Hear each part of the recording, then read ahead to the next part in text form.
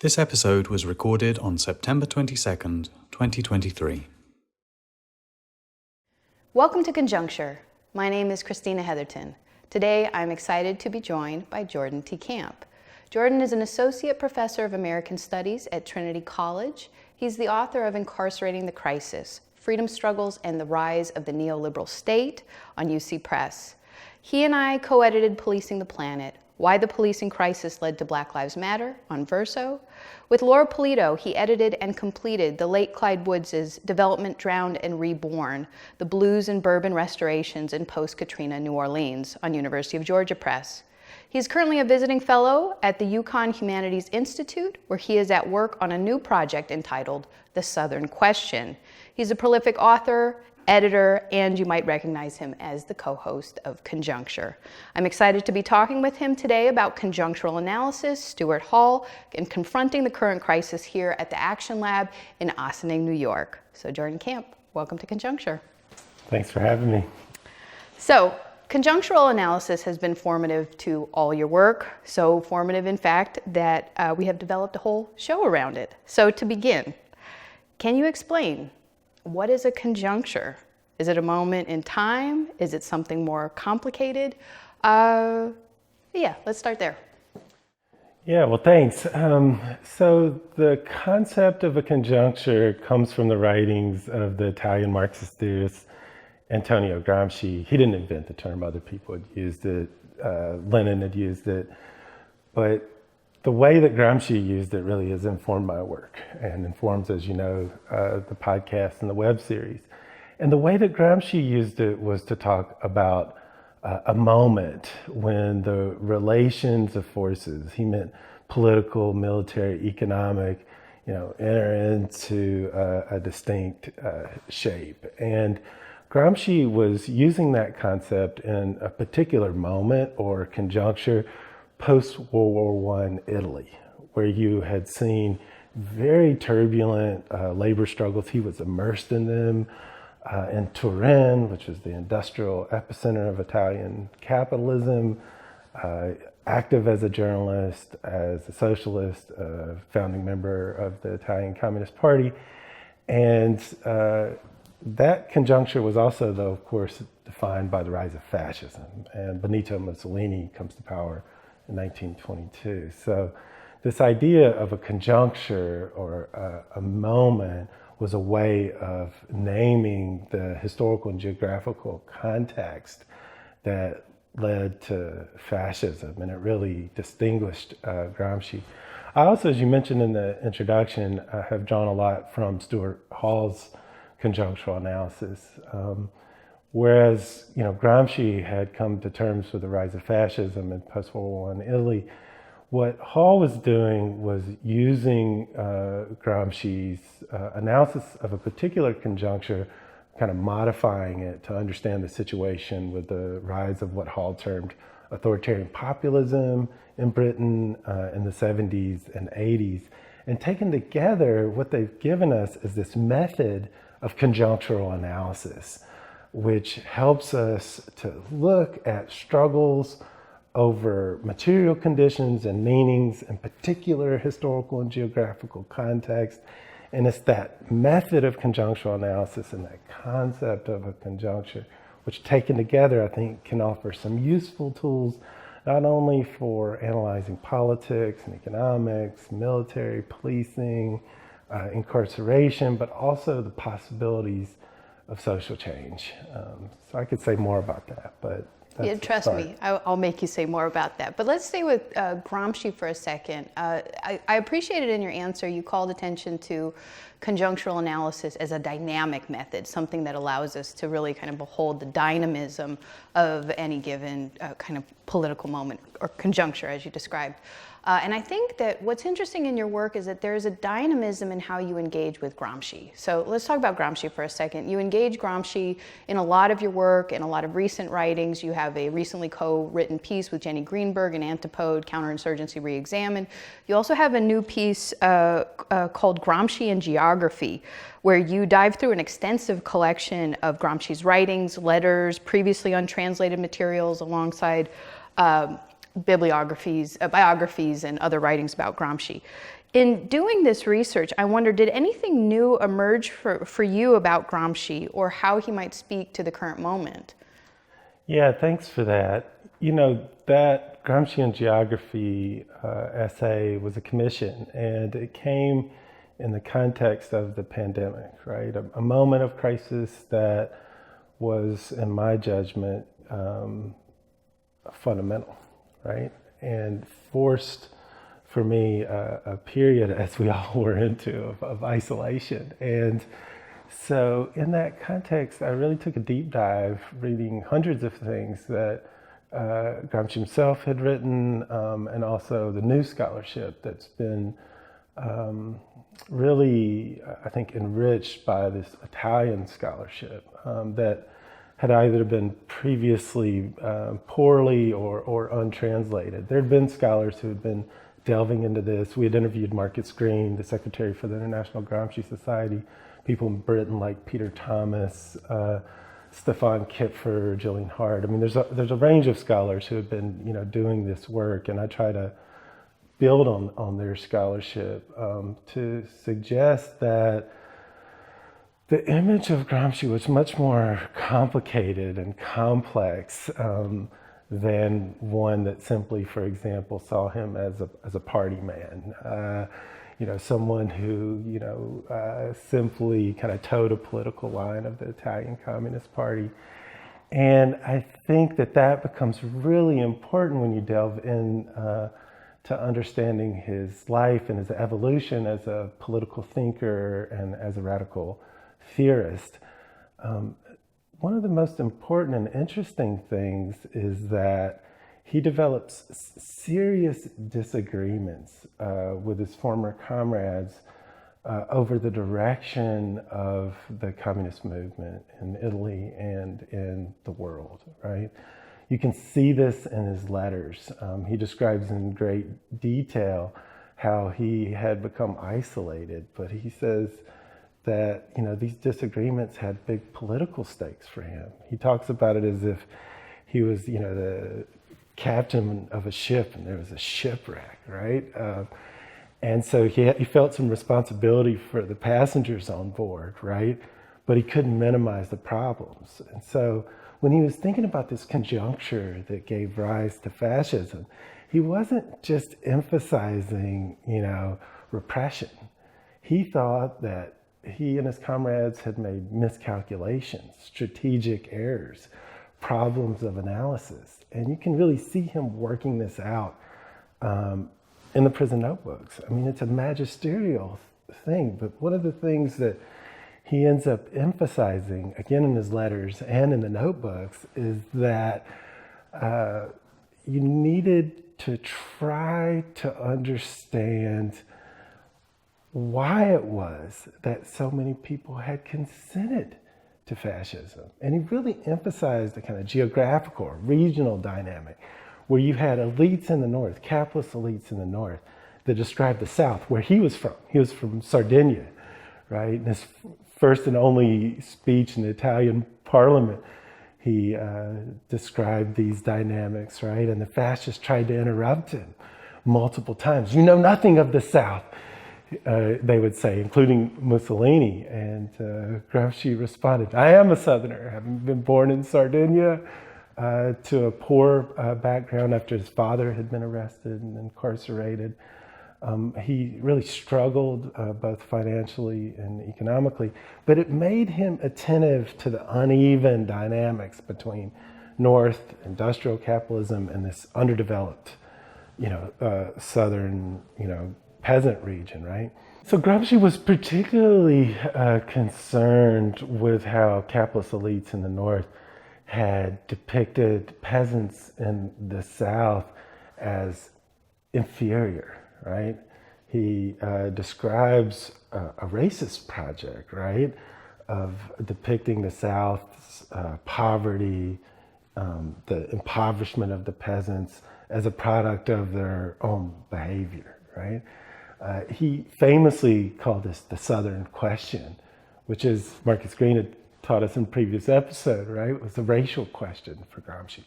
So that's another part of Gramsci that emerges. He's got serious disagreements with his former comrades. He's totally opposed to the Stalinization of the party. He's an independent thinker, one who's committed to anti-racism and to anti-imperialism. And I would say, crucially in that context, his disagreements with the Comintern, which I, could say more about. He'd been, a representative for the Italian Communist Party, for the Comintern. But one of the things that he becomes concerned with is the specificity of the Italian situation. How to build up a broad democratic alliance between the peasants of the South and the workers of the North to defeat fascism. And he thought that this required a democratic phase, a constituent assembly. So the vision, I think, that's emerging of Gramsci is a profoundly democratic thinker, a socialist thinker, an independent thinker, and one who was an anti-racist as well as an anti-capitalist. And it's that Gramsci that I think is so important to understand as a model for conjunctural analysis in our own time. I think people wouldn't be surprised to hear that Gramsci was an anti-capitalist thinker, but I think with some of the new translations, as you mentioned, Marcus Green and Joseph Buttigieg's translation of Gramsci's writings on subaltern social groups, I think the question of how he was thinking about racism is really, I think, a new insight, a new field of inquiry. So, some people who think that Gramsci never wrote about race or racism often point to Stuart Hall and his essay, Gramsci's Relevance for the Study of Race and Ethnicity. Of course, some of the materials, as we've talked about, weren't translated during Stuart Hall's time, so it's just the kind of happenstance of what kind of material we have available. But I want to turn to that because I want to ask you about conjunctural analysis and Stuart Hall, somebody else that, as you mentioned, you are very indebted to. You're working on several new pieces about Stuart Hall. Your first book is obviously in deep dialogue with Stuart Hall. You titled your book Incarcerating the Crisis. Of course, Stuart Hall and his Birmingham colleagues titled their book Policing the Crisis. So I want to ask you two questions about this. First, how and why do you draw on Stuart Hall to think about conjunctural analysis? And two, as you mentioned before, Hall's context was the rise of neoliberalism and authoritarian populism in Britain.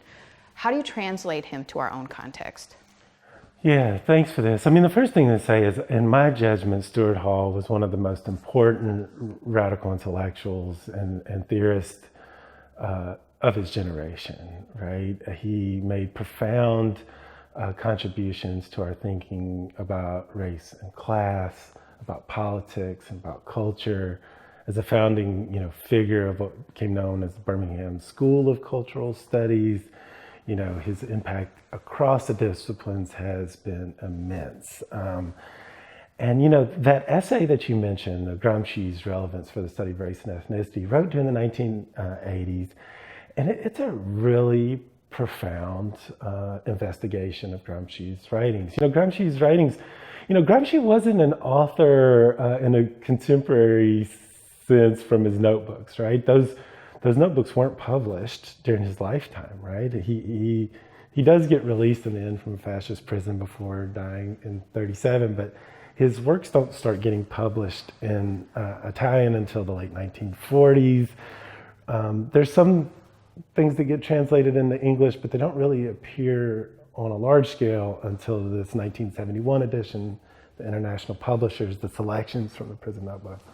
And so in the early 1970s, you had a lot of people reading Gramsci in the English-speaking Anglophone world, really, on a much larger scale. And Stuart Hall emerges as one of the finest interpreters of Gramsci, and starts drawing out this method of conjunctural analysis in that period. And what he says in that Gramsci's Relevance is that while Gramsci's context may have been different, that his concepts and his method were really important, right? And he uses Gramsci's approach to analyzing kind of a specific social formation, the uneven geographies, the ways in which, you can see that in his notes on Italian history from that selections version of his notebooks.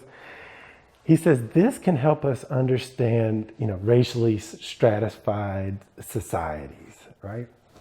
And that becomes important. He illustrates how it can help us understand the dynamics of like South Africa with, Bantustans, racial segregation within an advanced capitalist country, or, the primitive accumulation, to use Marx's conceptualization of capital, in North America, or the uneven or underdevelopment of the African and Latin American context. So he demonstrates that Gramsci is relevant for understanding the uneven geographies of capitalism and racism's central, or racisms, he says in plural, right?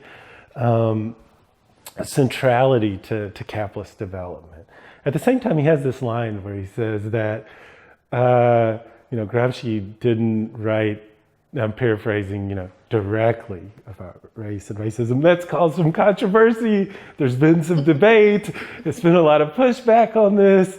The Italian school, which has really emphasized the philological reads of Gramsci, have shown, that, and Green among them, that Gramsci wrote very clearly about race and racism.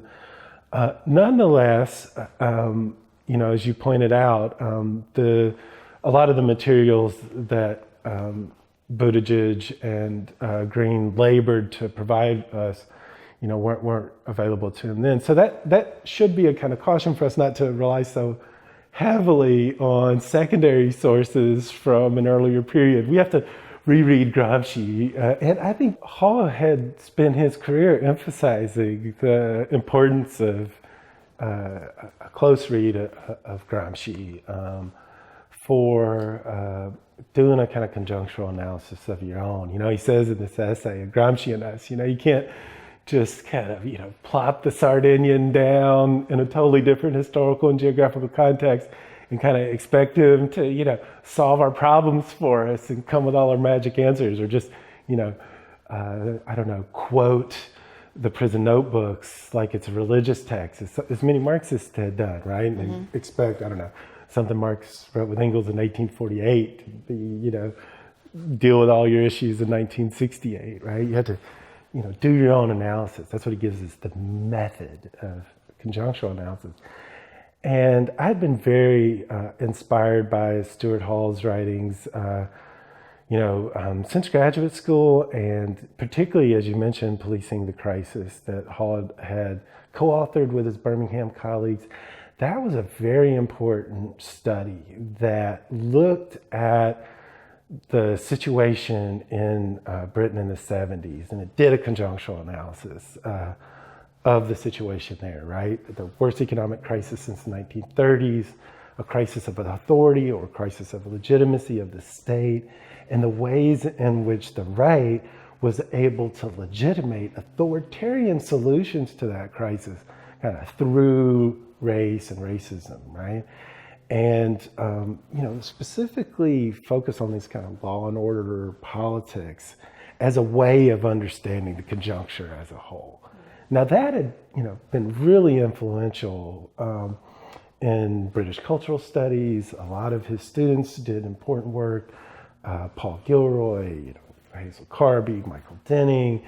In our own context, the whole field of prison studies and American studies, Ruth Wilson Gilmore had been influenced by it. I built on all these scholars to try to do a conjunctural analysis of the U.S. and to try to think about how it is that we had seen the situation where, the U.S. had built this neoliberal carceral state over the last few decades, and to emphasize that happened in response to a series of conjunctural moments or crises, and likewise to understand the central role of racisms in legitimating, the buildup of this authoritarian state form, and I remain indebted to Hall. I go back to him constantly, and I feel like part of that translation part of the question, and I should say here, really for the concept of translation, I'm drawing on Gramsci himself, as well as particularly, Gillian Hart, Stefan Kipfer, Ayaz Malik, and these Gramscian geographers, to suggest the importance of, not like a literal translation, but a political project of translatability into different contexts. And so part of the issue is how do you translate, into a different historical and geographical situation. We're not in early neoliberalism anymore, right? When I sent my dissertation to Stuart Hall and we went and visited him in 2013, we talked about this moment that we were in, right? After '08, the global economic crisis, the morbid symptoms of the crisis that had emerged all around us.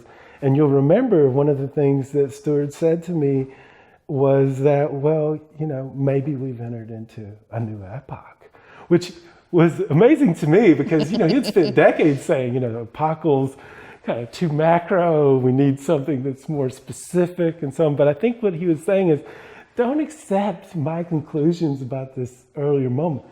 The world is dynamic. It's always changing. It's not static. Capitalism is not static. Mm-hmm. It's not an essence. I don't think it can best be analyzed as an ideal type, with these abstract laws that some Marxist theorists would have. But instead, what Stuart Hall gave us was, as much as anything, he had translated Gramsci's method of conjunctural analysis into post-war Britain and invited us to do it.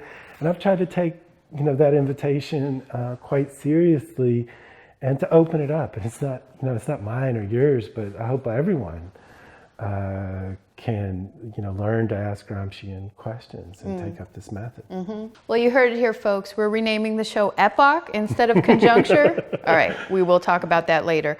One of the things I've really loved about doing this show with you is that we've covered a range of different places, within which people are conducting conjunctural analysis. So we've thought about housing struggles in South Africa, housing struggles in neoliberal New York, or the carceral conjuncture in central Appalachia. But equally, I don't think we planned this when we started, but in almost every episode, people give us a sort of story of how they come to conjunctural analysis. From the first episode where Tony Bogues talks about his relationship with Jamaican workers and a kind of conjunctural analysis that comes largely through C.L.R. James, or Robin Kelly talking about kind of two really phenomenal encounters at two different points in his life with Walter Rodney, or Gillian Hart talking about Gramsci, or Michael Denning talking about working with Stuart Hall.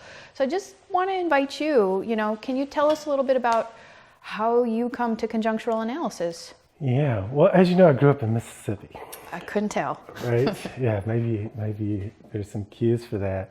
I moved to California for graduate school, and I met a professor in California, Manolo Callahan, who I'd worked with, and he told me that he couldn't talk to me until I had read the prison notebooks. There was no basis for any discussion.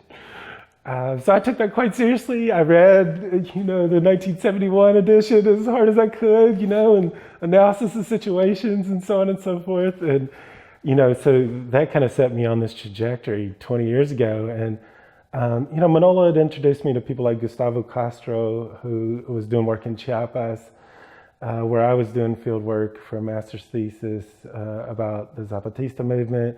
And I saw Gustavo and Manolo and others, and that introduced me to a broader kind of Latin American Gramscian tradition that had seen conjunctural analysis as integral to popular education. They were also drawn on people like Paulo Freire, the Brazilian exile, who had taught at Hartford in the US and emphasized the pedagogies for liberation. And so there's a combination between kind of conjunctural analysis and pedagogies of liberation.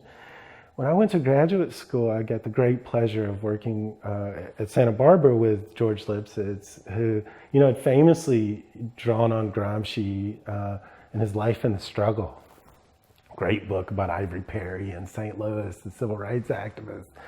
And kind of, these Gramscian encounters encouraged me to delve more deeply, my professors did. And it was ultimately, I think, reading, I mentioned Police in the Crisis. I'd be remiss not to note that Hall's works in this neglected text, also The Hard Road to Renewal, was really important to me.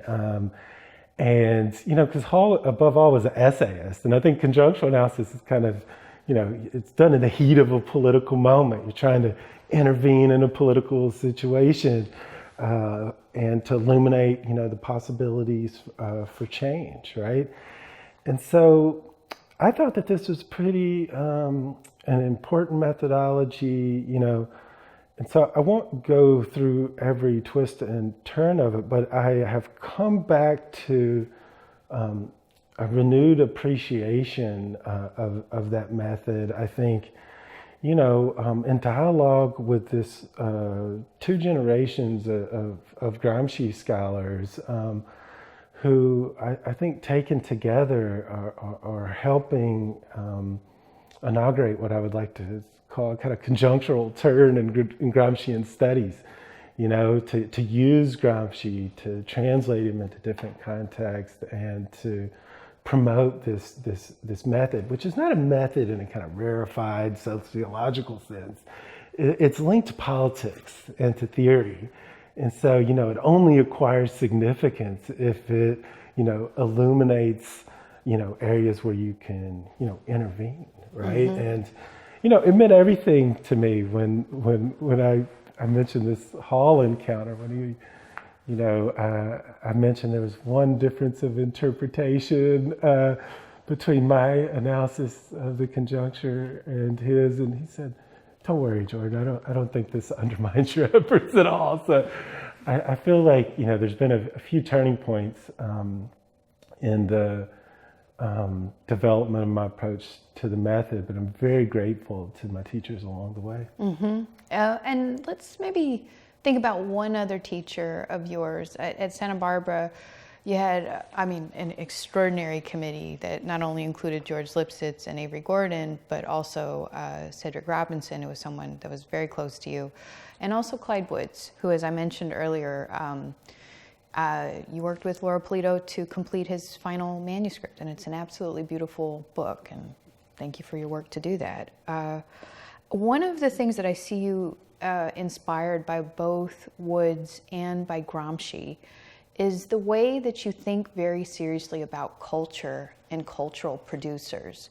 So, in your first book, but in subsequent works, you not only focus on the kind of key theorists, the Halls, the Du Bois, the Gramscis, but you focus on poets like Jane Cortez and June Jordan and New Orleans fantastic poet Sonny Patterson. You think about visual artists like Jose Ramirez. You think about musicians like Cyril Neville and the Dirty Dozen Brass Band and Marvin Gaye too.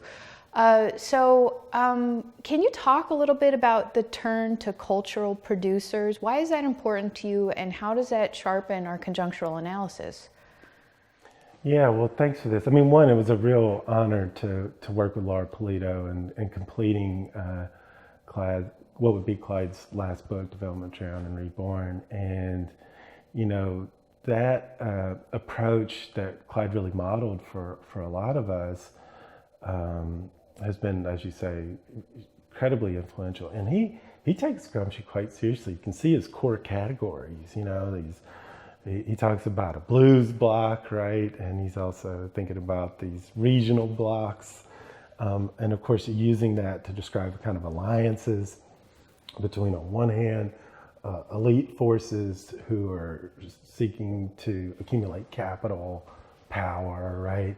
And on the other, he, I think, draws on, extends Gramsci to think about the alliances that are built through the blues and Black working class expressive culture, and to think about culture as a key site of transformation. He uses the term, following Gramsci, organic intellectuals, intellectuals of their class, to think about those dynamics. And I think that, that approach is, reflected in all of my writing.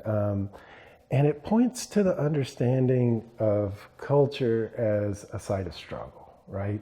Over meaning and over material conditions. And, the reason that I look at the artists and the activists and the organic intellectuals connected to social movements is a kind of sense that I get from Gramsci, that I get from Woods, that I get from Lipsitz, that also, I should say, Cedric Robinson, if you go through his writings, we'd recently gone to his archives at his home in Santa Barbara, and he talks about he conceptualized the Black movement in essentially Gramscian terms, right? So, I'm very fortunate to have these teachers to kind of reinforce a sense that, intellectual work, cultural work, right, is a site of political activity itself, right?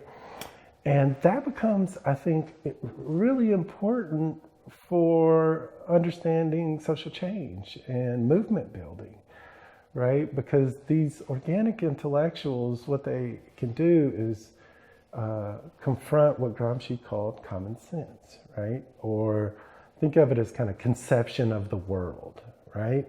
That on one hand, Gramsci used it to be describing a kind of uncritical conception, elements of folklore, kind of perceived wisdom that naturalize social relations of capitalism and take them out of their historical and material foundations, right?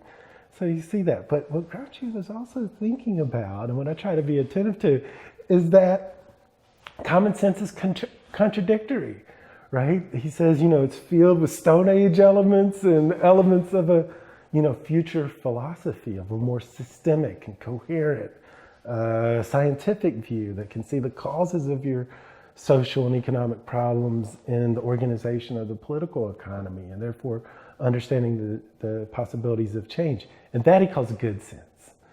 And the good sense, he says, is the healthy nucleus that exists within the common sense, And so the idea there for Gramsci was, how do you hear the good sense in, kind of folk music and culture, right? Or, in theater, or in the culture as a whole. And Gramsci saw the possibility for ordinary people, for working people, for the peasants, for shepherds, for farmers, for students, for journalists, right? To transform the common sense and to introduce a totally different culture, a new culture.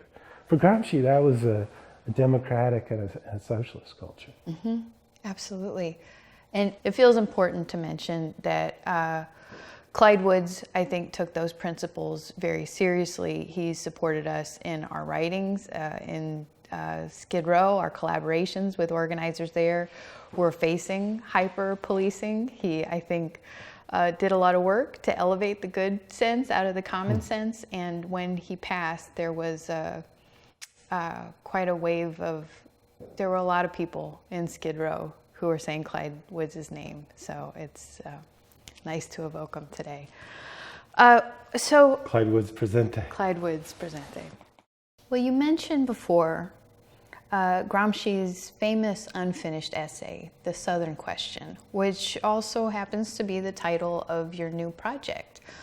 I wonder if you could give us a little preview of what you're working on and what kind of questions you're asking. Yeah, thanks for that. So my new book is entitled The Southern Question. It draws on Gramsci's, as you say, unfinished 1926 essay, some aspects of the Southern Question, which would be his final act of writing and symbolic act in that sense before being arrested in November of 1926 and confined to a fascist prison. The prosecutor had famously said, we got to stop his brain from working for 20 years. And he wouldn't live 20 years because of that repression. And in that essay, Gramsci's making an intervention into political debates. He had been thinking about the Southern question, again, growing up in Sardinia.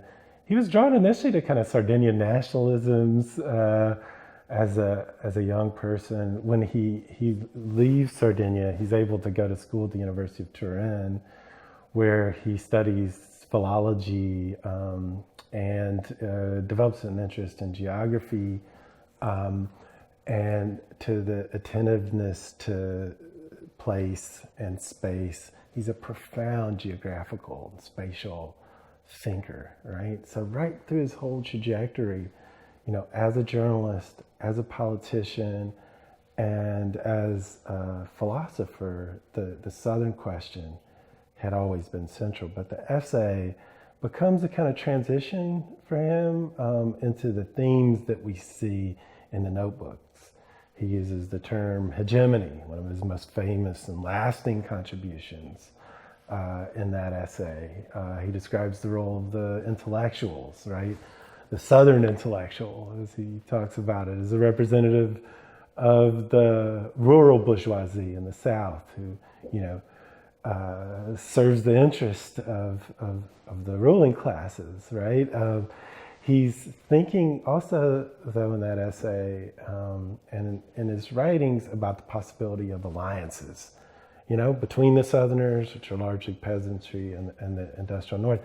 And that becomes one of his most lasting and enduring, contributions to the debate.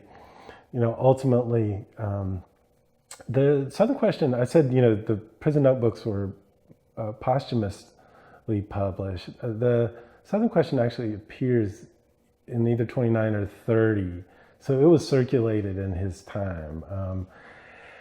I think it has a kind of profound and enduring relevance for understanding the Southern question in our own time. And I use it as a way to try to understand the resurgence of the far right, of racist nationalist movements 100 years after the rise of fascism. And I think it becomes important to do so. I mean, after all, we've seen widespread neo-fascist, white supremacist movements, not the least of which Meloni in Italy, the white supremacist wing of the Republican Party with Donald Trump, Orban in Hungary, Bolsonaro in Brazil, and on and on.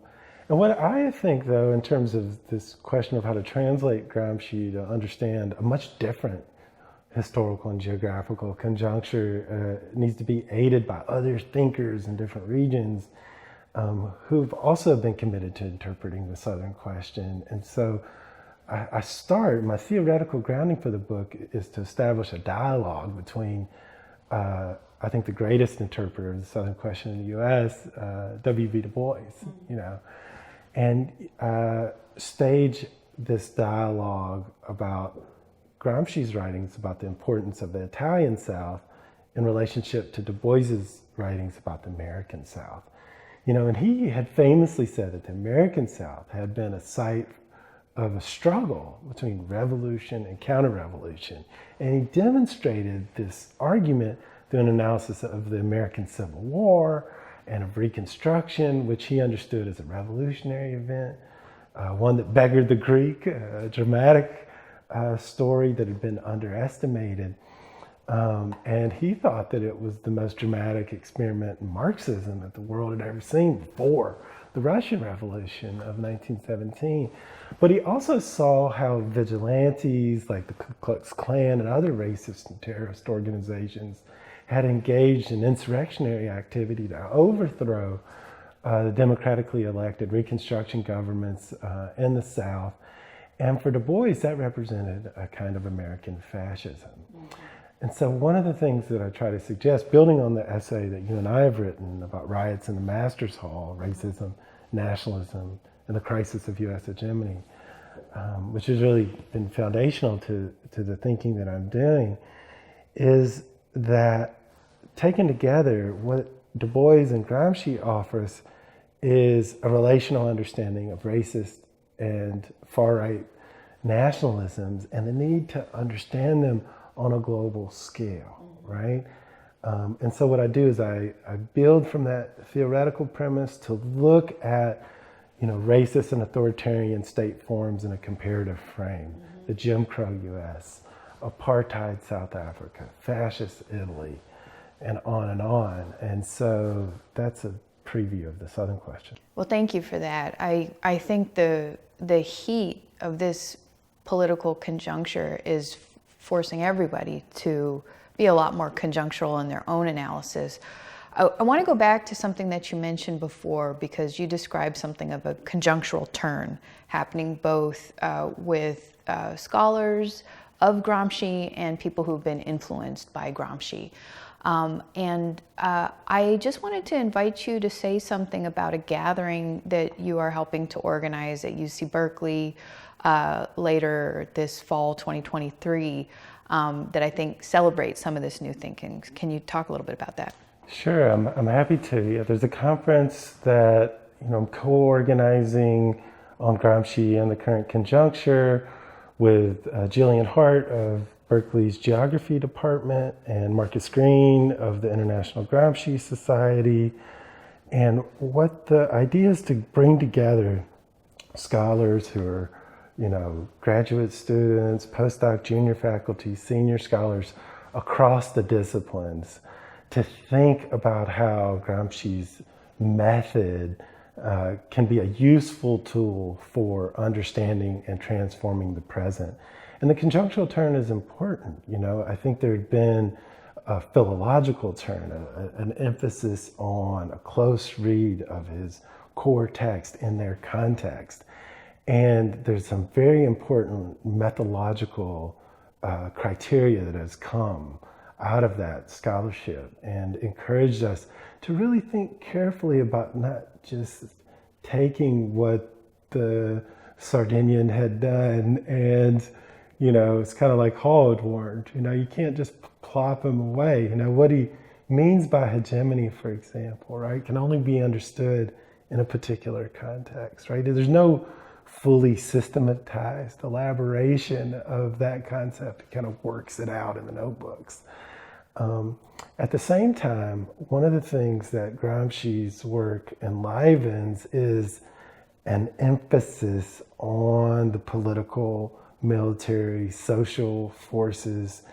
And this is a really dramatic moment we live in, right? I think with the economic crisis, certainly after 2020, we saw, truly breathtaking levels of unemployment, so much premature death from that pandemic, right? Western states, I think, get delegitimized from their, inability to contain it. Massive gender violence, right? Attacks on trans communities, kind of virulent racisms all around the world. And I think that what these scholars at this gathering are doing are engaging in the work to read Gramsci in his context, but to use his conjunctural analysis to try to intervene in these debates, to try to make a difference, to try to transform, politics, and to think relationally, to think about the, Italian border, the Mediterranean border in relationship to the US-Mexico border, to think about, the dynamics in post-apartheid South Africa, and to think about how those, conditions, whether it be Italy or Southern Africa or the United States, can be thought together. And so I'm really excited. The International Gramsci Society owes a great deal to the leadership of the late Joseph Buttigieg, who unfortunately passed, but his legacy lives on. And, one of the things he said that I hope this conference can help, keep into the discussion is that Gramsci remains a profound, democratic thinker that's relevant for our times. And one of the ways that he's relevant is this method of conjunctural analysis. And so that's the hope, is to promote a robust discussion and debate of Gramsci's ongoing relevance. Okay, no small charge. Well, normally we end Conjuncture interviews asking people if there's anything we haven't asked them that they want to add, but I wonder if I could end this way. What new types of questions do you think we should be asking about the current conjuncture? Yeah, that's a really good question. And I think that, one of the things that we might want to think about in the United States, and here I'm an American Studies scholar, as you are, and someone who's committed to social justice. In this moment, I think we really want to ask, what kinds of analytics are necessary to situate what's happening in our own context in a global frame? And, because sometimes in our field and in our discussions about these challenges, say of the racist far right, or of the pandemic, or of, militarism even, can be thought of as, a kind of American exceptionalist frame, that it's uniquely American conditions that we're dealing with. And I think that we ought to not accept that. I mean, it feels awkward to tell the author of Arise this, but I feel like it's important that we try to develop an understanding of our moment that's capacious enough to see that what we're actually dealing with is, how can we understand a crisis of neoliberalism at a global scale, right? How do we think about that in relationship to political dynamics in particular places? And think, why do these struggles take the shape that they do? Well, and remain specific about that, but to understand that to fully comprehend them and to intervene to transform our present, we're going to need this broader analytic, right? And so some of those questions, those how and why questions, I think are absolutely crucial for, understanding politics in our moment. Because what I don't think we need is a kind of narrow, nationalist, American nationalist view of our problems. I think that underestimates what we're up against. But nor do we need to think that, when we're thinking about the American state, for example, right, that it's the source of all evils.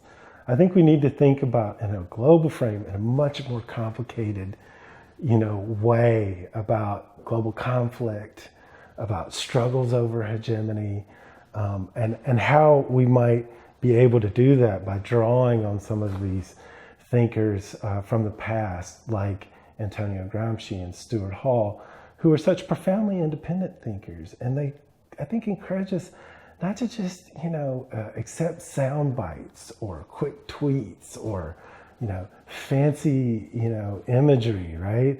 But to ask more critical questions and to come up with our intellectual judgments that can actually address, these profound global issues through internationalism and through solidarity.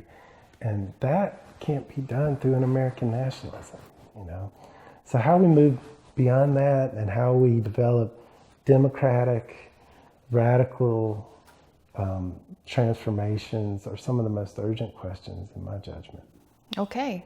Well, all our listeners and viewers, you have your marching orders. Jordan T. Camp, thank you so much for being on Conjuncture. It's been fantastic to talk to you. Thanks so much, Christina. You're supposed to say thank you now. I really appreciate it. Thanks so much. All right. And for everybody else, stay tuned.